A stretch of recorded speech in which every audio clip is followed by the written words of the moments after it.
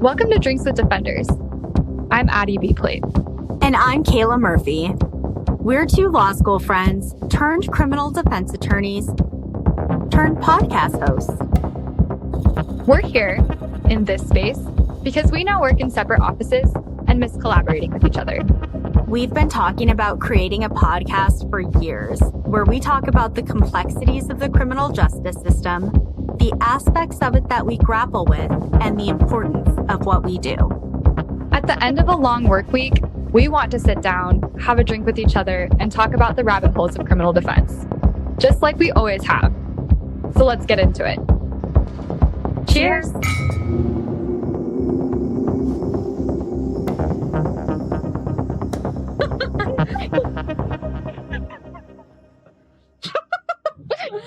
So I agree with that. I'm always in this headspace, man. My survival mechanism. I'm like, are we being honest about this podcast? Okay, we start with that. Dude. Fuck, man. I haven't even taken a drink from this, Addie. Micah prepared it for me. This jalapeno rosé. Let's start with that. I mean, welcome to 2024. Yeah. We're kicking it off with my favorite drink. Fuck is right. We're kicking it off with my favorite drink. I discovered this on TikTok, I think last summer, and I just really like rosé. And so it's rosé, and then you add jalapeno to it. There's a TikToker who makes good drinks, and she made that. And it tastes like a margarita, but without the tequila. So if you like a spicy margarita, it's probably your speed. And then like something that I've learned with rosé is I have yet to really have a rosé I don't like, but picking a rosé that is made from like, if you like a certain type of wine, get a rosé that's made from that wine. So like tonight I'm drinking a rosé of Sangiovese. It's great. And then I just added some jalapenos, and that's where we're at tonight. So you'll have to tell me if you like it. The longer the jalapenos sit, the more it kind of like absorbs the flavor, but very much my speed. Totally. Might not be for everybody. It's classy. It's unique. It's dynamic. It's intelligent. She's everything you are, multidimensional. Ivy Plate. Hey, thank you so much for that compliment.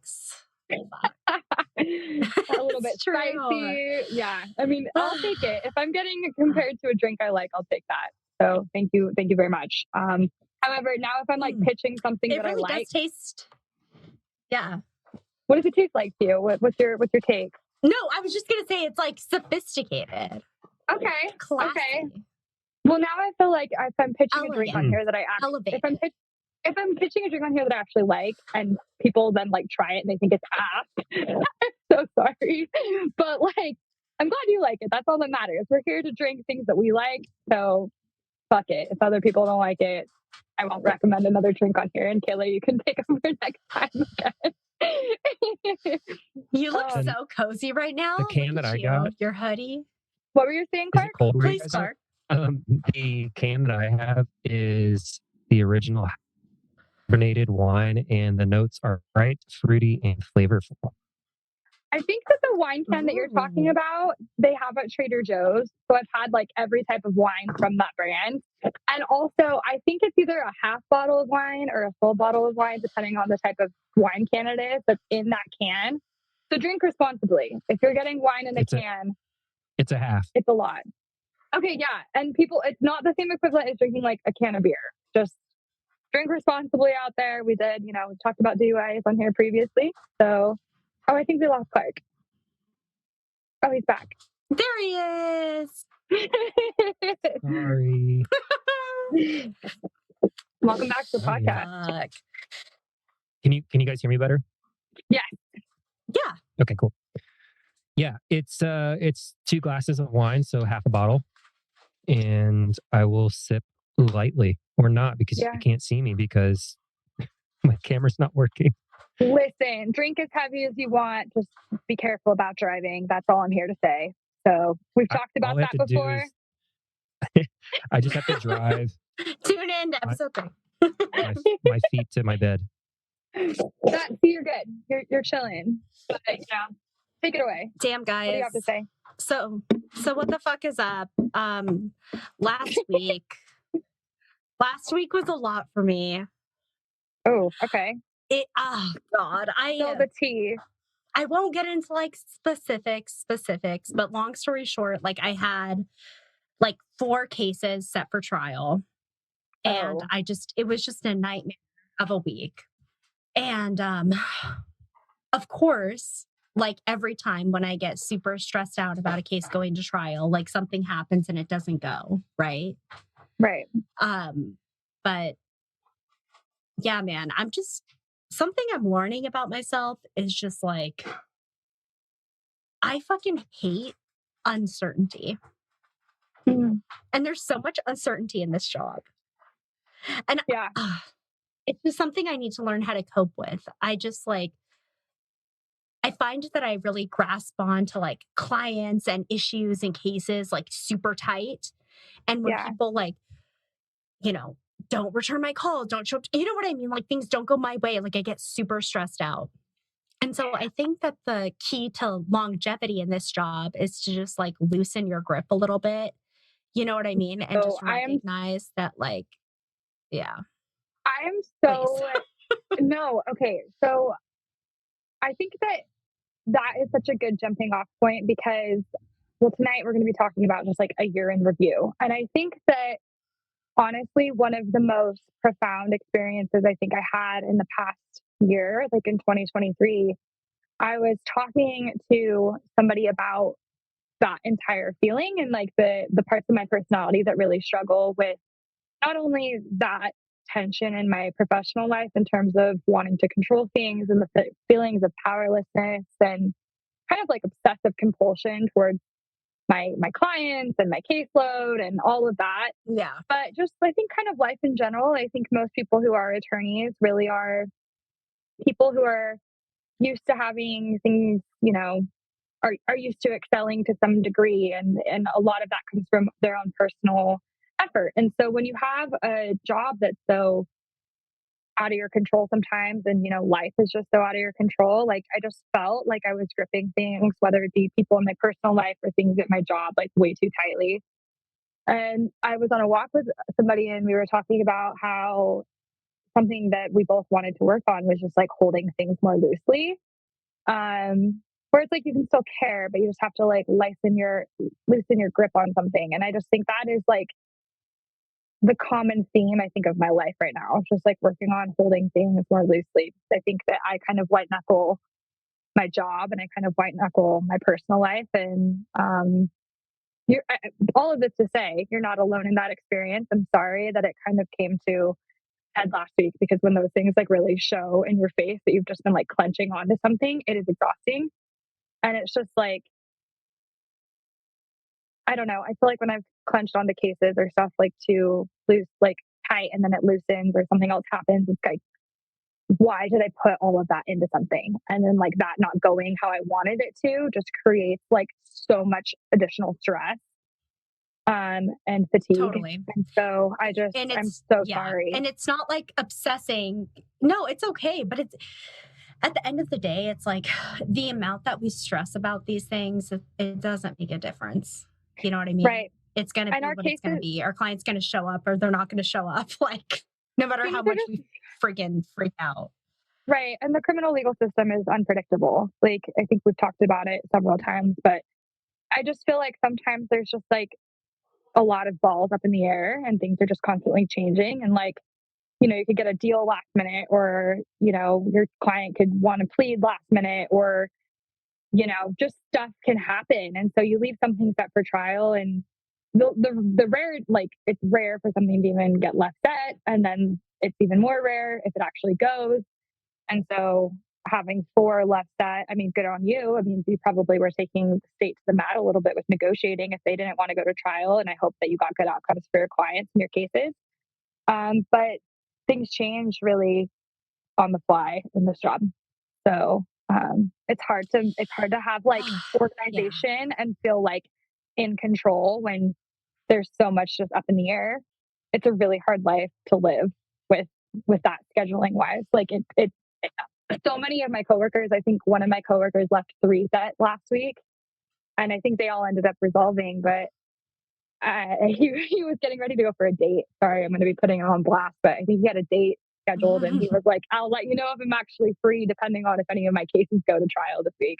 So it's just kind of like hard navigating your own life outside of your workload if you don't know what your work week is going to look like. And then again, we don't really have a say in everything at the end of the day because it's up to our clients what we do anyways.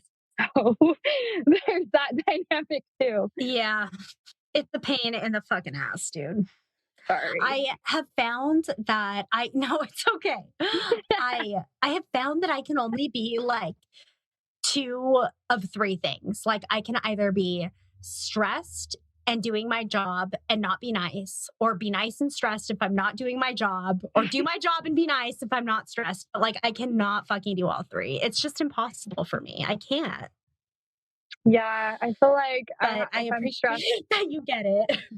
Yeah, I feel like if I'm stressed and I'm doing my job and like being nice, it's like at some point like a straw breaks and like one of those gets dropped. And like I really hope it's not the,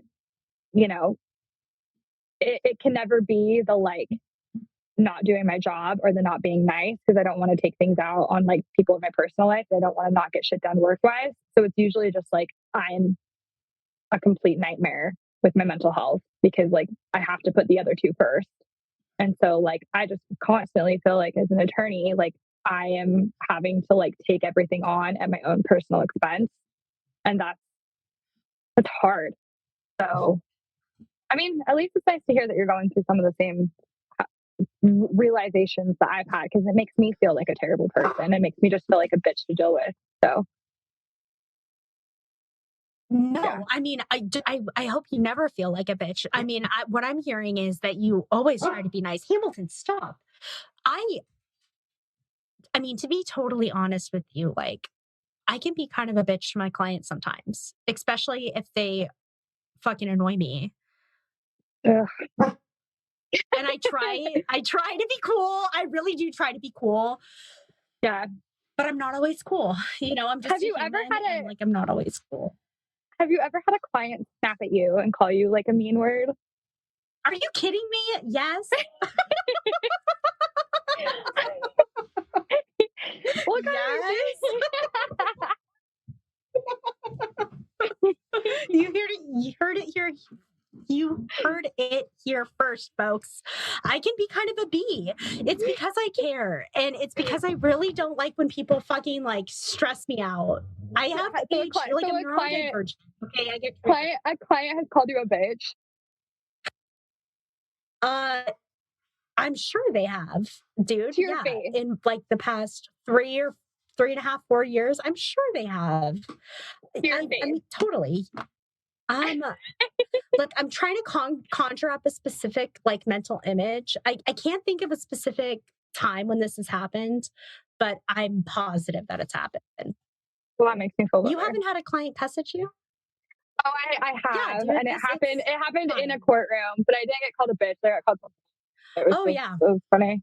So yeah, but oh my god, anyways. No, I got called a fucking bitch in the courtroom too, but not by a client, by just some fucking random person who was being annoying. But anyway. Kind of epic.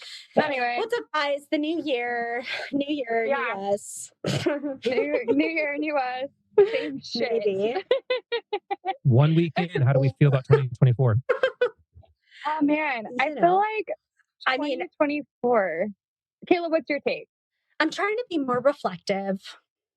My lesson from this past week is loosen your grip. You can't survive like this. You have to just like loosen your, like you have to let go of the things you cannot control. Like you were saying, Addie. And there's a lot of that in this job. How are you feeling? I also walked. Go ahead. I was going to say I walked 30 miles this week. Oh. With my dogs. Holy shit. Oh, that's crazy. I thought you were going to say just like at work. I was like, are you strutting up and down courthouses? Like, what are you doing? No. Just walking to the river, walking trails. Trying to take care of your headspace a little bit. Yeah, that's good. It makes me happy to hear. Absolutely. How are you feeling about like the work year ahead? What's coming for your private practice? What are you excited about? Well, I I hope that I can, you know what? I shouldn't say that. I will learn how to like manage my shit better.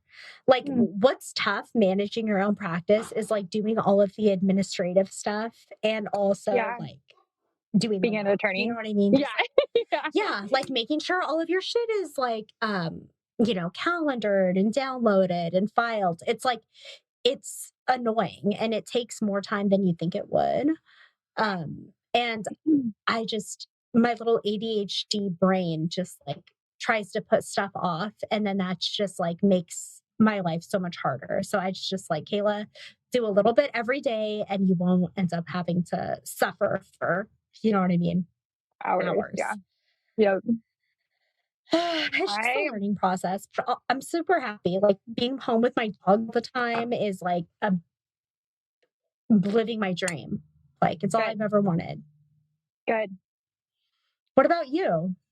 Well, it's funny that we're doing this because I was thinking about like 2024 and what to take from the past year and kind of what I'm looking forward to. And it's like, we will be going into the second year of this podcast. We started this last year. So it's like, I'm excited for like to come back on here and like share the things that I'm learning because I think that there's like a real wisdom in why it's called the practice of law because I think you're constantly working on it and trying to perfect it. And so I'm really excited about the things that are going to be things that I'm learning in the new year in terms of like getting different and exciting cases or, you know, just learning how to do this better because I feel like my entire first year has been like me feeling like I just got dropped into a shark tank with like floaties, like they swim.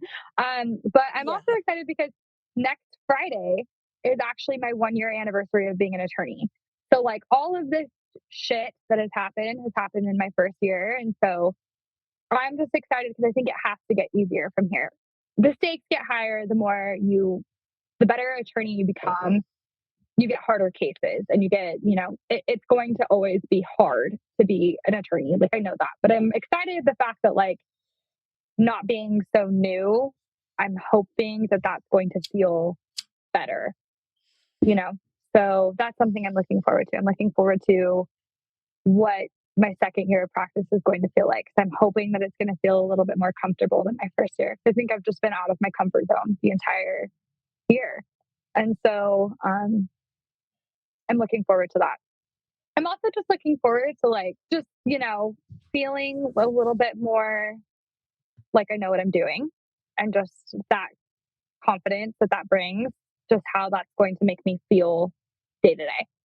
So I'm looking forward to that. And then also looking forward to like stuff in my, you know, my life outside of being an attorney. But shit, like the first year, that Kayla, you know what that was like. I mean, you're still a baby attorney, but like, please tell me that your first year was the hardest one that you've had because I feel like this past year was just trying to ride a bike and I had the training wheels on the entire time. It's really overwhelming. And I want to tell you that it gets less overwhelming, and it does. I mean, I think that it maybe just gets hard in different ways. Yeah. I don't know. At least for me, that's how I felt. Like, you know, my first like year or two of practice, it was definitely just like trying to keep my head above water and just thinking that I'm the worst attorney and I don't know what the hell I'm doing every single day. Right. And now it's like I kind of, you know, understand what I'm doing. Like I'm keeping my head above water, but it's like these other issues that, you know, kind of weigh on you, like client management, like trying to loosen your grip over things you can't control and recognizing that you can't prepare for every possible thing. And like, no, I just am looking forward to like not feeling terrified to go to trial. Like the day that that comes, I think is going to be a really big breakthrough for me because I feel like I'm really scared of like the stakes of things. And so I think like just having more experience and time will kind of let some of those nerves settle a little bit because I feel like some part of the part of the job that's still really hard for me is just feeling like stakes in other people's lives are just still so high and just like taking all of that responsibility on myself. It just that gives me tremendous anxiety because it's just like all of those things that you can think negatively about yourself. Like I'm not good enough at this, or I'm not smart enough for this, or I don't know how to prepare for this. Like all of those, I think, come to the surface when I'm like preparing for trial. Like in the last, year when I've left that for trial or the cases I've gone to trial, like the amount of stress I have feeling like I can't do my job to the best of my ability, or I need to be better in some capacity. I'm really hoping that some of those nerves, just with time and experience, settle a little bit because, client, like it's not my choice whether we go to trial at the end of the day. And so I want to just feel like I walk into the court and I feel like a badass instead of like walking into the court and just like faking feeling like a badass because you just feel scared. So I'm looking forward to that day. That is the one thing in my career that I want more than anything currently, is to just walk into court feeling like a badass instead of walking into court feeling like you have to fake it until you make it, So yeah, I'm still waiting for that too. I want that day where you just walk in and you're like, I fucking got this. And like, there's days where there's like little hearings where you feel that way, but I think like the day I will feel like I've made it as a criminal defense attorney when I walk into court for trial, I'm like, I fucking got this. Hopefully it comes. So yeah, I know it will for you. Yeah. As far as today's episode goes, we basically each were thinking like we would pick a topic or two from 2023 that was law related and just talk to each other about it. Things we hadn't gotten around to really covering on the podcast. Yeah. So with that said, like, what's up? What did you want to talk to us today about 2023? I feel like if we're going to talk about the past year, like 2023 it was a lot, not just like career wise, but I think something I think was important, Kayla, and I don't know if you feel this way, but I feel like the legal world and just the news cycle in general in America can just be exhausting. And so like going back and I was thinking about like, oh, what happened last year? Like what's important to like talk about? It was like, holy shit, like I fucking forgot that happened. And like, oh my God, like that's still pending case wise. And it just felt like there was just a lot of really big legal news last year, not only like from the Supreme Court level, but just like across the board. There was just a lot of shit that happened this past year.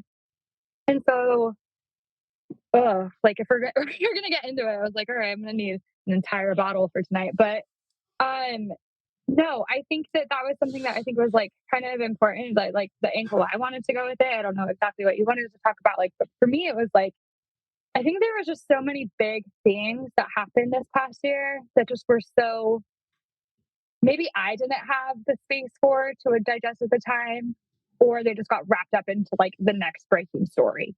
You know what I mean? And so I was going to pitch just for our listeners and also for you. While I was kind of looking at things that I wanted to talk about, I found this really interesting.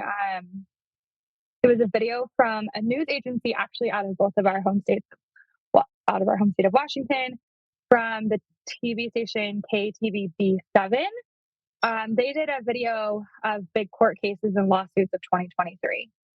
They had like an entire, I think it's like an hour-long segment on just big cases from the past year. And I thought it was interesting in case anybody just wanted more of like kind of revisiting some of the big stories from last year. And I thought it was really well done because they took the news clips from and like media from when that story actually broke and like revisited it, and it was just and kind of gave an update as to what's happening. So I thought it was really well done. But there were so many things that I'm not going to get into tonight that I just kind of forgot happened in the past year that I think deserve like an honorable mention. There was obviously the Murdaugh case, which then was like a huge thing on Netflix. And myself and KP, who used to be on the podcast with us, who we need to have back. We watched the Murdaugh stuff on Netflix when we were together in April. So I forgot that happened last year. And his sentencing, I think, happened last year. The affirmative action cases last year through the Supreme Court. There was the very big decision also from the Supreme Court on, it was really kind of framed as more of like a gay rights case in which LGBTQ activists lost big at the Supreme Court in terms of that business it was upheld that business could decline providing services to same-sex couples.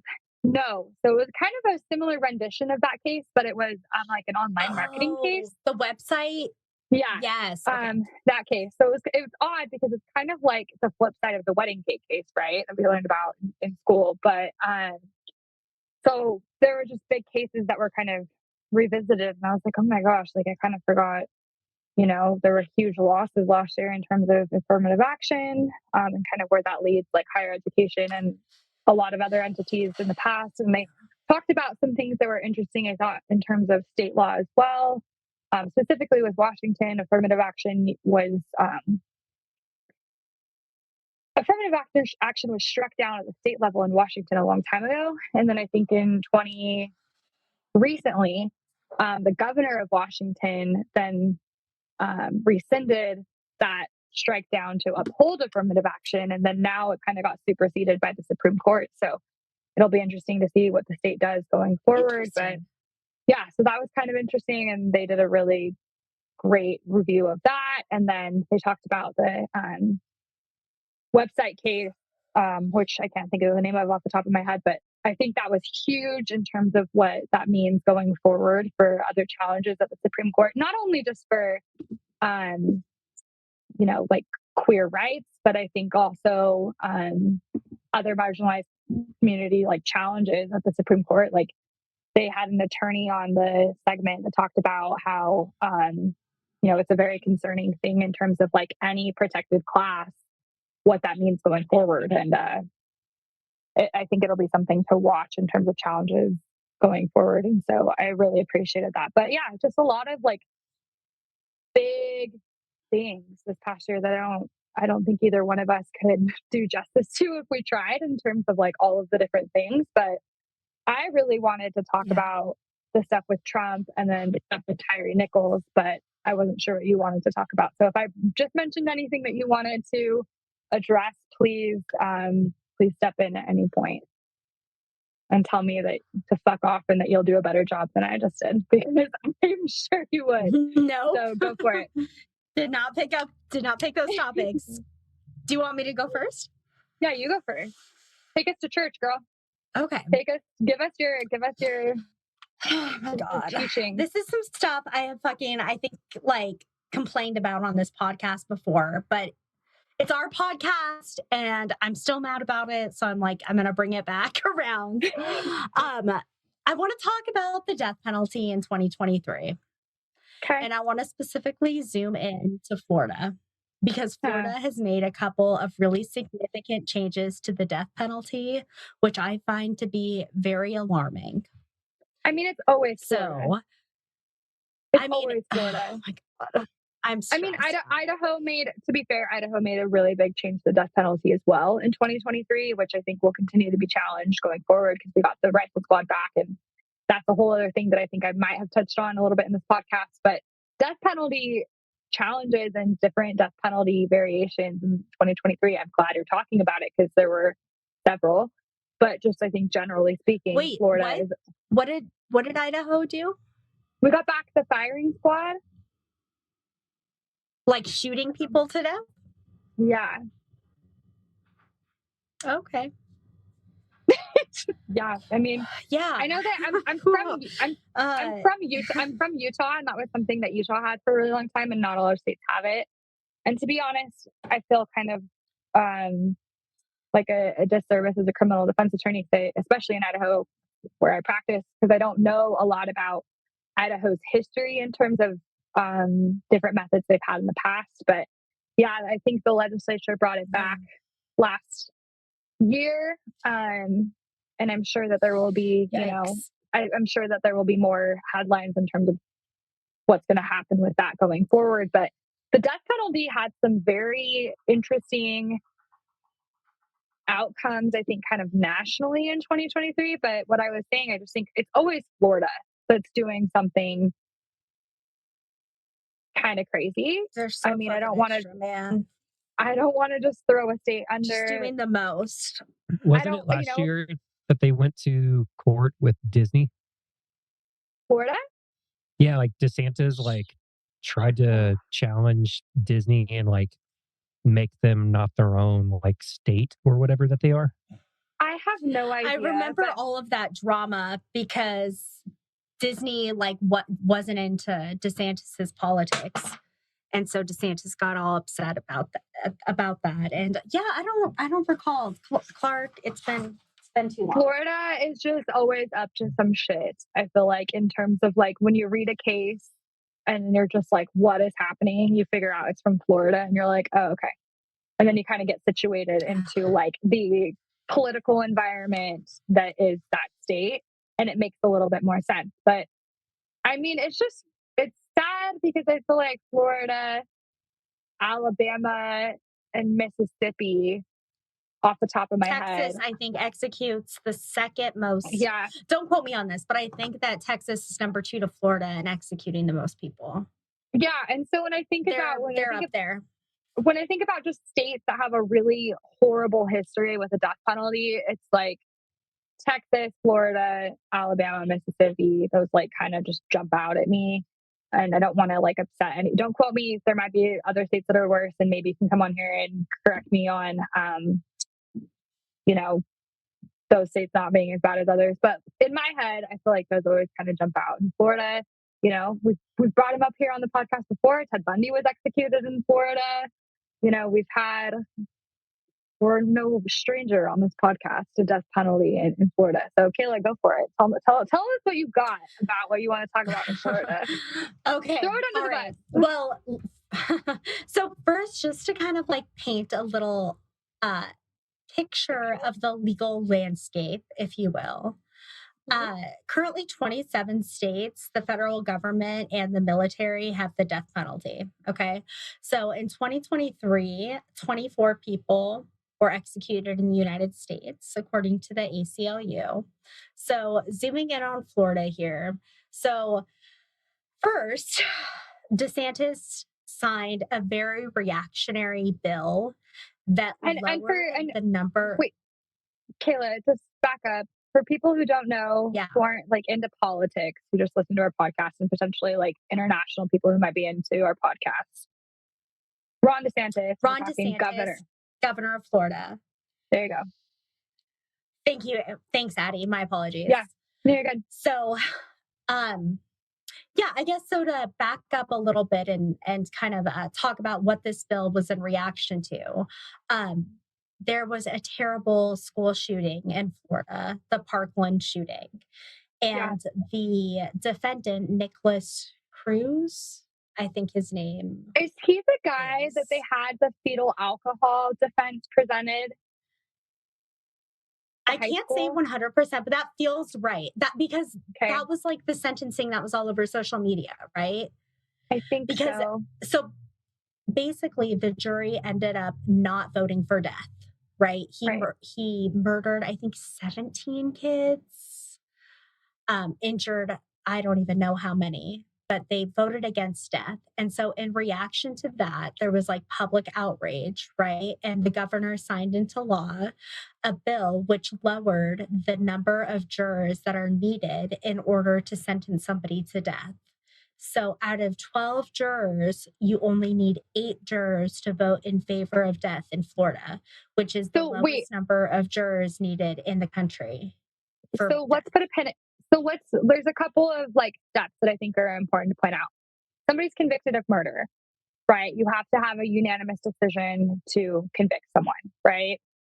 And then certain states like so the decision, and Kayla, I want you to correct me if I'm wrong, but my understanding of, homicide cases, you have a case, the jury has to decide on whether the person's guilty or not guilty. Then once somebody is convicted or, acquitted, if they're convicted, then the jury has to decide on the death penalty afterwards. So it's a decision after the original case. And in most states, it has to be a unanimous decision. I know that when we were in law school, I think Oregon, if I'm not mistaken, unanimous decisions are a trend, I think, nationally in terms of like, I think the death penalty going that direction. Well, so the step with Florida going against a unanimous decision is very like counter majoritarian, right? Yeah. And not just like straight up 12 people, if 8 say yes, the person is sentenced to death. So, yeah, again, lowest in the state. All other states, you need more people. All other states that do the death penalty, you need more jurors to vote in favor of the death penalty in order to impose that sentence. Wild. So, very significant. The next law that I wanted to talk about, I mentioned this briefly on the podcast before. Basically, Florida passed a law which has extended the use of capital punishment, or in other words, made it a death penalty offense to commit sexual battery of a child. Obviously, people who do, sexual crimes against children are not like a very sympathetic group of individuals. That being said, like, I don't know, Addie, like, being in the criminal justice system for a minute, like, it's a fucking clown show. You know what I mean? Yeah. Across the board, it's just such a circus across the board. Not in regards to just like, the work and the amount of the work and everything. It's just that I constantly feel like I'm just like a ringleader of like a lot going on. But having like a law in a state where it is not, I mean, I'm just going to say it, I'm very anti the death penalty, maybe making a political statement on this podcast. Shocker, I'm a criminal defense attorney. I think that they don't necessarily have to be one or the other. You don't have to be anti-death penalty to be a criminal defense attorney. But I feel like it's very hard for me with my, beliefs and kind of political nature to accept that a state has imposed a potential penalty on an offense that doesn't result in the death of another person. So that a defendant could have the death penalty imposed when they haven't committed murder. It's already hard enough to accept for me that somebody could be executed at the hands of the state in a civilized society. But yeah, in Florida, that has been expounded, it just feels so anti everything we learned about in terms of like repealing the death penalty. And, like the trend has been against that. I feel like, the death penalty can't be imposed against juveniles. Like it just feels so anti the progress in terms of like the criteria in which the death penalty should be on the table. So like extend that. It's just like in 2023, that feels bananas to me. I don't know. What do you make of it? It definitely feels very authoritarian to me. And I don't know. I guess before I became an attorney, I just had this certain view of people in the legal profession, like, cops, judges, lawyers. It's like somehow these people are above being human. You know what I mean? Mm-hmm. But it's like being in the profession, you realize that they're not. They have just as many issues as anybody else. We're all fighting our own demons. You know what I mean? We all have our own prejudices and issues. Like it's a fucked up system. It's also funny you say that because I feel like, part of what I love about the job that we have is like painting the humanity of people, right? So it's like, I constantly feel that my job is to keep the humanity in this lifeless institution that is the criminal legal system.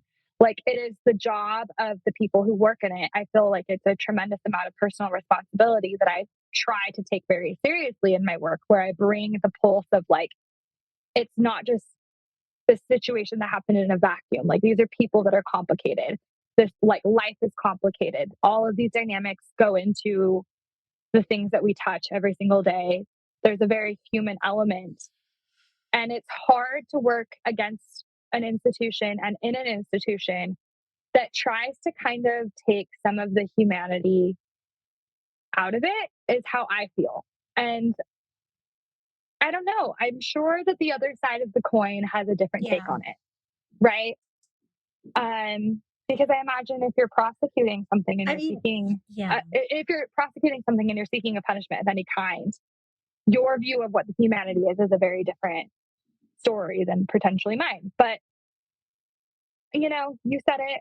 It's hard. You're focused on somebody else's humanity. Mm-hmm. And they're more focused on the alleged victim than. I just can't imagine that it'll be interesting to see the challenges in terms of how that gets litigated going forward. Because I'm assuming it will be a nasty battle for that law to be upheld, right? So, I mean, what's your take on it? Well, it's definitely clearly unconstitutional, but this Supreme Court, who the fuck knows, right? What does that even mean to be unconstitutional?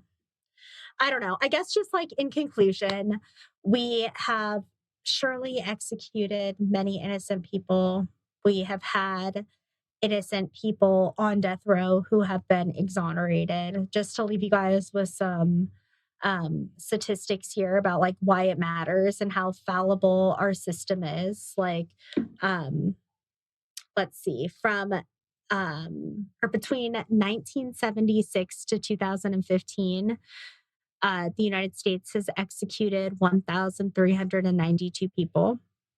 And between 1973 and 2023, 192 innocent death row prisoners were exonerated or released. Well, and I think that my thought too is just the fact that we have to it's deplorable that innocent people have been executed, but it's also interesting to have to situate it as innocent people are being executed instead of just a conversation that people are being executed, right? And until there's a different conversation about that, I don't know what my input would be, because maybe I'd be seen as being too extremist with my thoughts on. I just can't wrap my head around the fact that we live in a culture where people are executed. That will never make sense to me. And that's my exiting thought on the death penalty. Just being an attorney who's in criminal defense in the United States is wild for a lot of reasons. But the fact that we are really one of the only countries in the world that still has, and I'm doing air quotes, developed countries in the world that has the death penalty is just, it will never not shock me. So, and let's just pray that Florida doesn't become the way of the rest of the United States, like how Ron DeSantis, presidential candidate, would have it, be. Yeah. So I mean, it's just I think that's my general theme too of 2023. It's you have all these decisions that are going before the Supreme Court that I think have a history right now of just being kind of unpredictable, right? That's been the trend of the current sitting Supreme Court. It's just unpredictable. I mean, you have Neil Gorsuch who's continually upholding indigenous rights, and that's unpredictable to me. And then you have characters like Brett Kavanaugh who are kind of also not behind decisions that I would think for Brett Kavanaugh to be supportive of. Then you have newcomer Ketanji Brown, who's authoring a lot of majority opinions in her first real session at the Supreme Court. I don't know what any case that goes before our highest court, what those outcomes are going to be, regardless of the topic. And that's the thing that scares me. It's okay, we're going to have states that continue just pushing the limits because why not if you're trying to have some political agenda, because you don't know where you're going to get, or you just don't know what's going to happen. And so I think, why not fucking roll the dice? Exactly. Right. And so I think as an attorney, that's very interesting to kind of keep a forecast on. But I think as just an American, I'm constantly oh God, I have no idea where the court is going to fall on any issue right now. that's the forecast we're going into in 2024. So that will be my. I hate to say it, Addie, but like, you're more optimistic than me. I appreciate that you like have a more uncertain attitude. My attitude is more like whatever the worst fucking way possible for them to roll is probably how they're gonna roll. You know what I mean? Yeah. But I appreciate your optimism. I mean, you know me. Anyway, I'm chronically on that, guys, optimistic. we'll wait and see. All right. It's beautiful. So, I mean, if we're leaving on okay. if we're leaving on a political note with your recap, should I? I'm gonna let. I have two. So I wanted to talk about some of the Trump cases and just like kind of a synopsis because I think there's been a lot. And so I just kind of wanted to do like a quick synopsis because I think it would be remiss of us to not bring some of that up because I think it's huge, right? I think really having a president that's had the amount of indictments that he's had in the past year, it would be remiss to not mention that. So I was just going to do a brief synopsis of that. And then I also really wanted to talk about the Tyree Nichols case. So Kayla, I'm going to let you pick. They're both political. So which direction do you want to go? I would like to hear about the Tyree Nichols case. I'm really not familiar. So that's why I wanted to talk about Tyree Nichols. I think something that kind of stuck out to me is, just to kind of situate us politically and also where we're at in terms of like the past few years. I was in law school when all of, the George Floyd case was going on. It's, just another rendition of this history that we see in the United States of police brutality and kind of another case of fallout. So, again, this is not, I'm not going to go into some of the graphic nature of the case because I don't think that that is appropriate. But I think it's important to kind of point out what's happening in terms of like litigation. That's more the angle I wanted to take with it. Although I think it also would be a huge disservice and really awful to not point out how absolutely atrocious the case is in terms of like, again, America has this like issue of police brutality that keeps making its way through the legal system in different ways. And then that's really unfortunate, like it's hard as a criminal defense attorney because like I think in a situation like George Floyd or in this case Tyree Nichols, I see how both the police officers involved and the person that was like really the victim in this case could both potentially be my client, right? And so I think that that's also kind of contextualizing where we're at. Something I wanted to point out, but again, I'm not really going to go into the graphic nature of it. I just kind of wanted to do an update on the case because I think America has gotten a little desensitized to, it's a story that's very like same text, different fonts. We've been through this time and time again, and people don't even know who this person is because it's like we've had this case in different renditions of it several times over the last few years. But Tyree Nichols is a gentleman who was essentially brutally killed by law enforcement. I believe the case took place in Memphis, Tennessee. Essentially, just the long story short, he is a gentleman who died several days after a violent traffic stop that was captured in body camera footage. The body camera footage shows officers striking him repeatedly, and 5 officers have been charged so far in connection with his death. The thing that's really interesting about his case is there's kind of a lot going on in terms of what's happening with the litigation in terms of like the state system and also the federal system. And there's also, a lot going on with the 5 different officers. Again, his death was something that prompted protests and unrest throughout the entire country. And so I kind of wanted to do just like a recap on the timeline and kind of where we're at. So long story short, he was a 29-year-old Black man. He was pulled over by the police for the allegation of reckless driving. Um, Something that's also really unfortunate about his case is he was really close to his home when he was pulled over.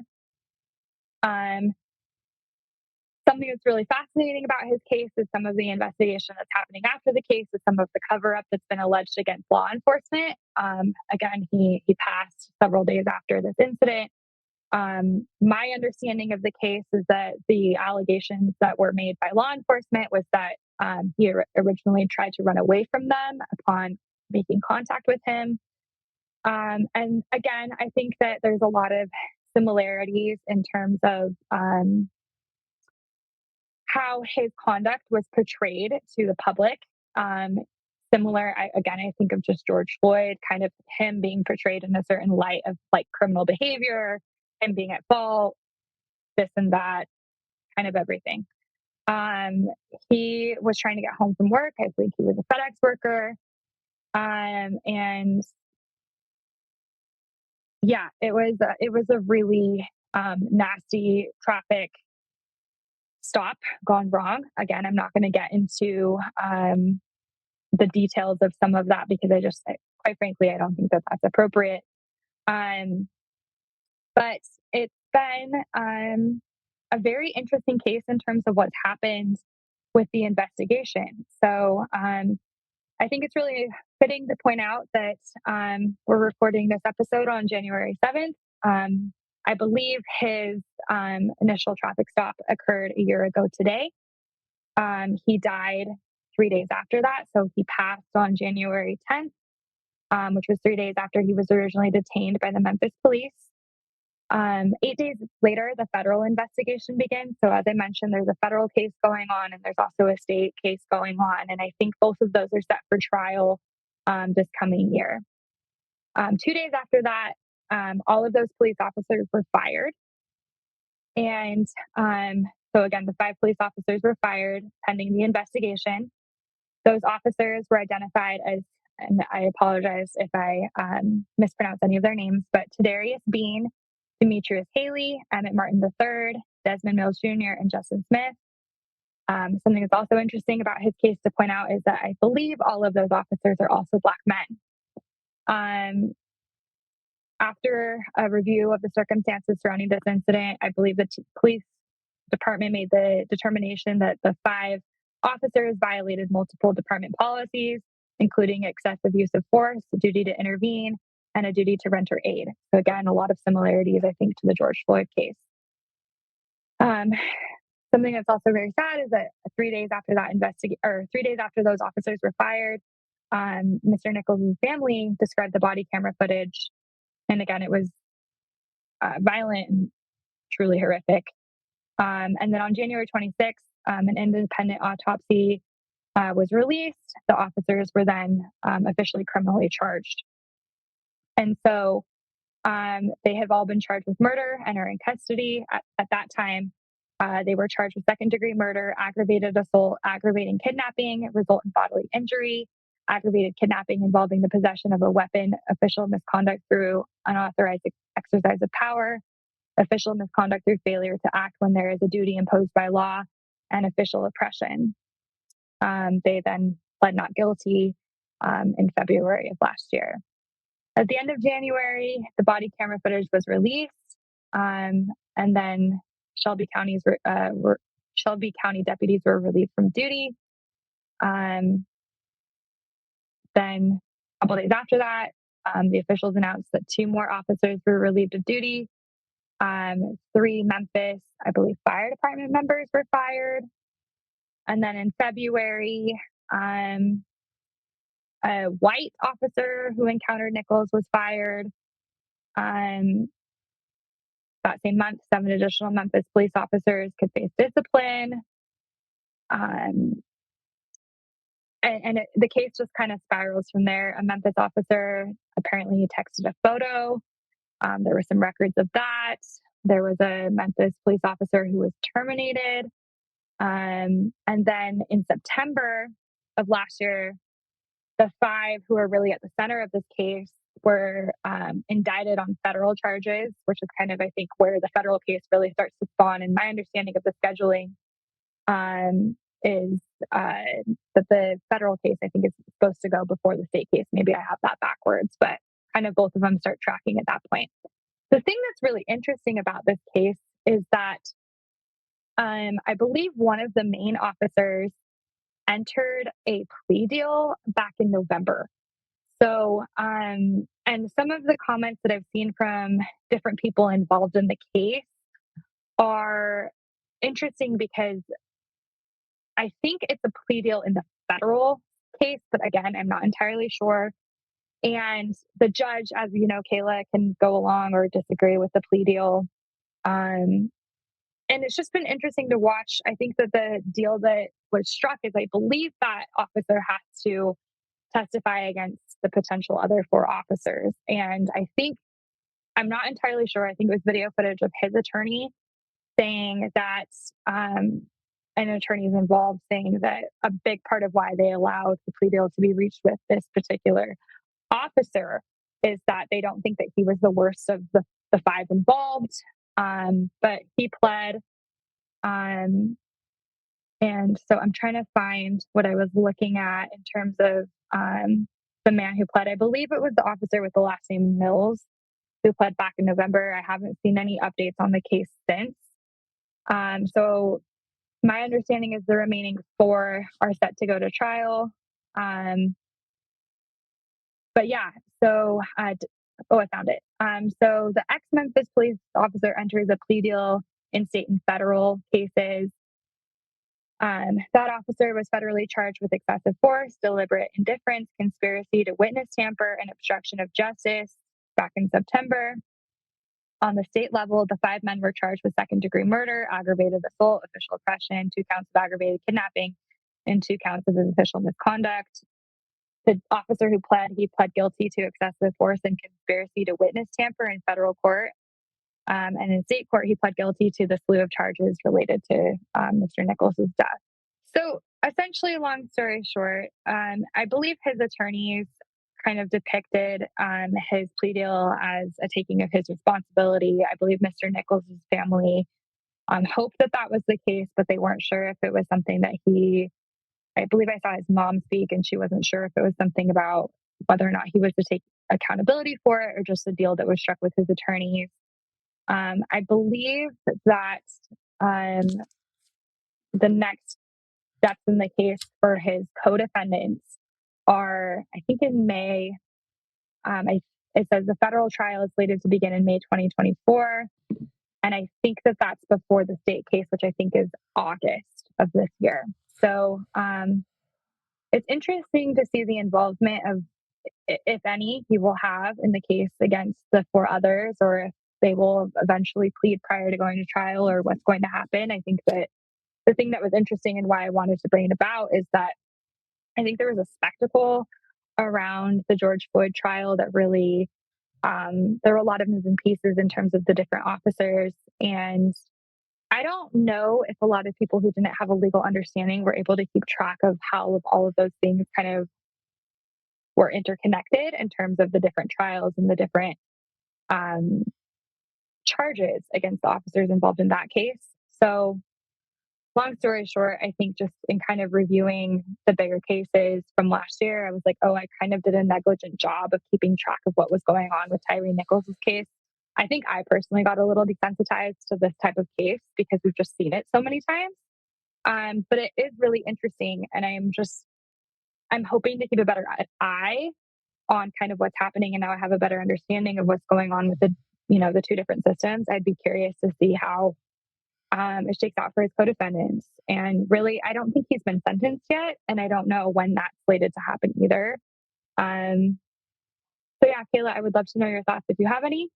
Yeah, that's really interesting. I appreciate you bringing that up. Those stories are really important. And I'm definitely also guilty of becoming desensitized.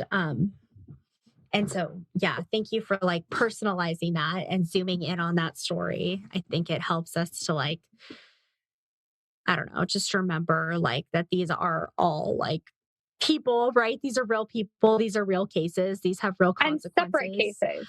Yeah. Yeah, exactly. You guys, thank you so much for joining us for our 2023 recap. And we're so excited to take you on many other legal adventures in 2024.